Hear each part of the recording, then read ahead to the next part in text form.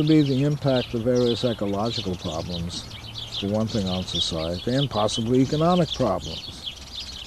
But I think people increasingly will have to broaden their vision of what constitutes the environmental crisis. What they'll have to see, in my view, is, and expand their horizon, in my view, on what constitutes the ecological crisis.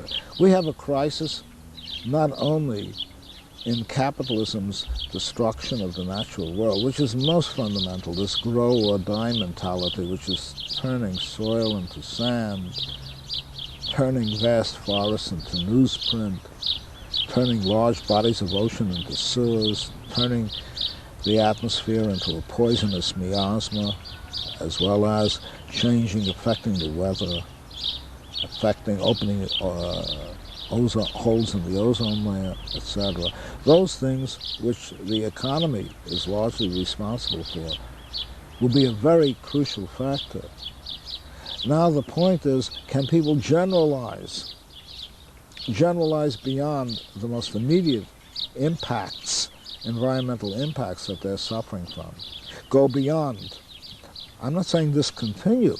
Go beyond trying to prevent nuclear reactors from being constructed, go beyond the use of trying to prevent the use of chlorofluorocarbons, going beyond the use of fossil fuels that are producing so much of the carbon dioxide, and going beyond the abuse of the motor car, which has reached appalling proportions. By the way, these predictions I made many years ago when I talked about the fact that however much they tried to clean up the automobile with all kinds of filter devices, they were multiplying the number of automobiles so that the number was canceling, you know what I mean, the amount of toxicants that were being produced by automobiles. But I think people have to go beyond these immediate issues as well as deal with them.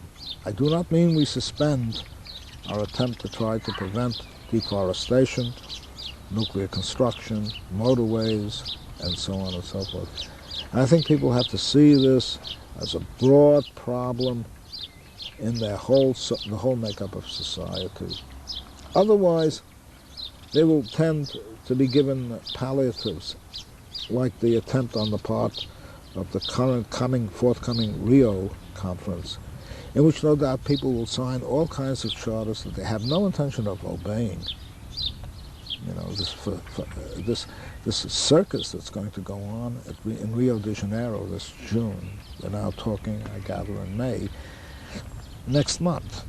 And then we'll go back and find that the United States is engaging in what Mr. Bush calls his notion of the environmental thing, as he puts it, to use his language, and the Germans and the French and the UK and everyone else in the industrialized world, and even people in the third world, understandably feeling that they're so far behind industrially, that the developing nations, that they're being cheated of their opportunity to live the good life, as we like to call it.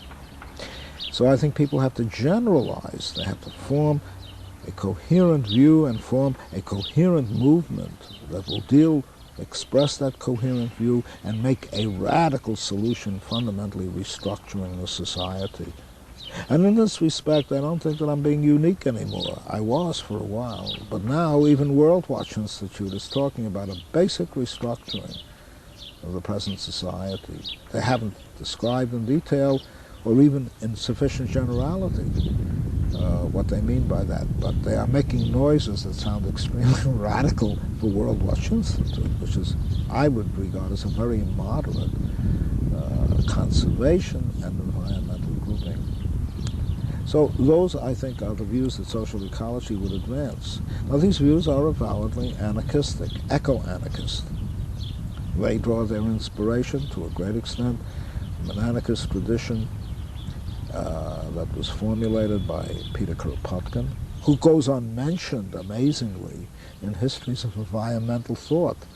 I mean, this was our really first ecologist, you know. The man who wrote Fields, Factories, and Workshops presented the text, as it were, of ecology long before the man who invented the word ever got down to anything more than considering it as a branch of biology. So I find it very disquieting that people are so tendentious in writing their histories that they never mention, or if they do mention, they mention only in passing, the enormous work of that great Russian anarchist, Peter Kropotkin. And in that sense, I suppose, given time, I think the ecological problem is going to, almost in a sense, either compel people to make very fundamental changes, particularly such startling phenomena as the greenhouse effect and the diminution of the ozone layer. These are cosmic events for life on this planet, not just human beings, but very significantly human beings. The only alternative that I see, if the approach of social ecology and eco-anarchism is not adopted, the only approach that I can see, given our maddening commitment, and I shouldn't say given the commitment of the multinational corporations to growth as a means of survival against competitors, chewing up the whole planet in the process of doing so, will either be the destruction of our species, which is now definitely foreseeable. They've even given it a date. Some scientists have talked about the year 2050. Maybe, maybe not. I don't know. Either that, or we will have to establish a terribly authoritarian society. People will live, I can envision, and I will not be around to see it, but it's by no means inconceivable, and they will live under huge domes, surrounded by what is virtually a desert, almost as though they live in a radioactive area, surrounded by a desert. And we will then have to have a command economy and a command society based on coercion, deciding how many children population should produce, what food and how much food they should consume. In short, placing a military discipline on people and thereby creating what amounts to ecological fascism. That's what I fear is the third alternative to either our destruction or the alternative offered by social ecology and eco-anarchism to a truly creative human experience in which finally we fulfill our evolutionary potential in nature itself, to become nature-rendered self-conscious, nature-rendered rational, and nature truly flourishing and becoming rich in its biodiversity, in evolutionary processes, and in the enormous promise that life has to offer on this planet. Is there anything But I came to Britain in '67, met these wonderful young men, Situationists, Gray, Nicholson Smith, Radcliffe, and a few others. We had a wonderful time together, and then we decided, more or less I, but one of them ultimately drifted along, Donald Nicholson Smith, went to Paris, which is the heart, the soul, and the central committee of Situationism. And I was introduced to Guy Debord, Mr. Situationist, Raoul van Agen, his lieutenant, who wrote perhaps some of the most effective works of the Situationists, such as the everyday life thing, to use a Bushism, and Mustafa Kayati, who was the Muslim Situationist who seemed anxious to join the Fedayeen in the Middle East. And we spent a good deal of time together.